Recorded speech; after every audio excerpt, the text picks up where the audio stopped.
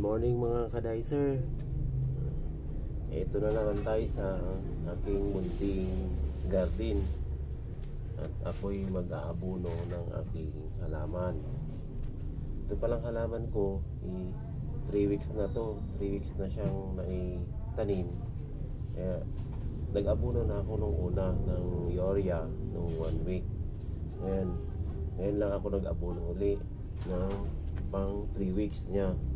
At ito yung abuno natin, mga kadicers. Ito yung calcium nitrate. At ang complete 14-14 ay 3-4-14. Ngayon, ang katuto, mag-aabuno tayo sa ating gulayan. Ito na pala, may na-prepare na pala akong tubig. Ito ay sinukat ko na ng 8 liters to 8 liters. Ayan, apply na natin ng abono. Ang pag-apply ng abono, mga kadicers, kalahating lata ng sardinas yung calcium nitrate sa 8 liters na tubig. Yan ha. Ayan natin yan. At isang latang sardinas naman sa abunong complete 14. Ayan, lalagay natin dyan mga kadicer.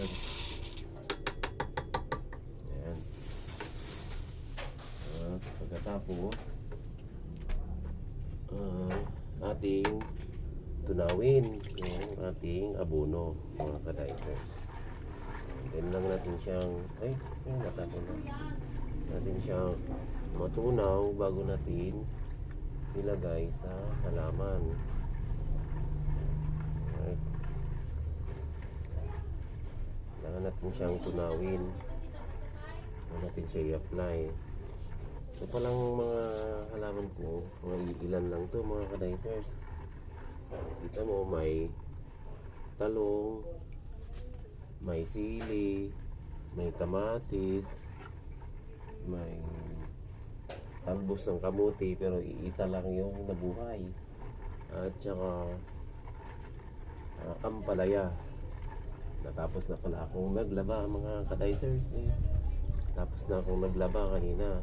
Kaya ngayon lang ako nag-aabuno. Right? Medyo matagal-tagal na tunaw yung abono.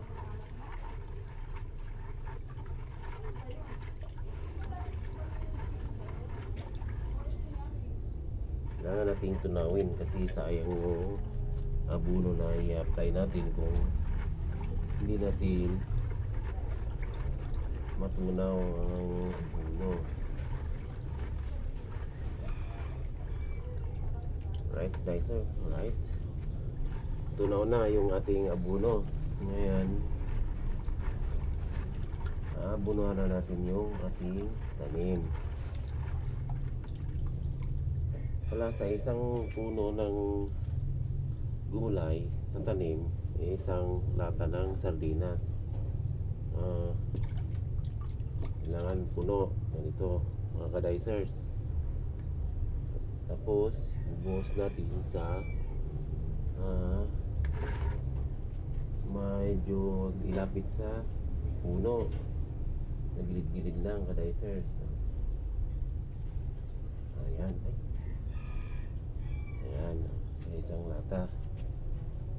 isang lata ng sardinas to mga kadicers. Oops, baka naman master tuna fix in oil, baka naman ayan, didilig na natin sa ating sili, tsaka ayan,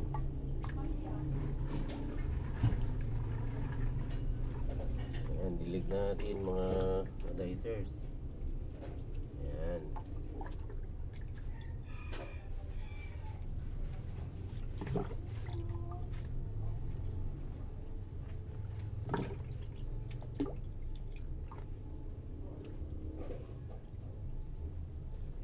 natin ng dumiskarte ng ano para may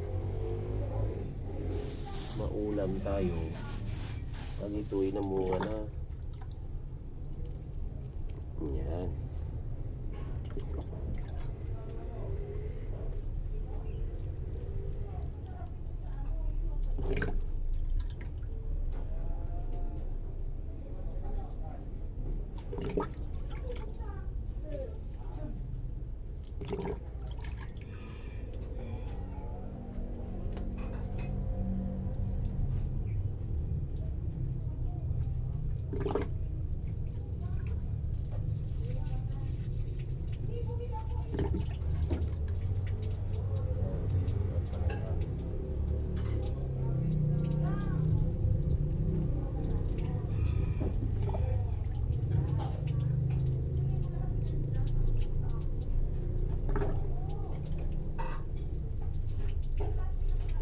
Bago natin diligan yung halaman natin, mag-abuno muna tayo.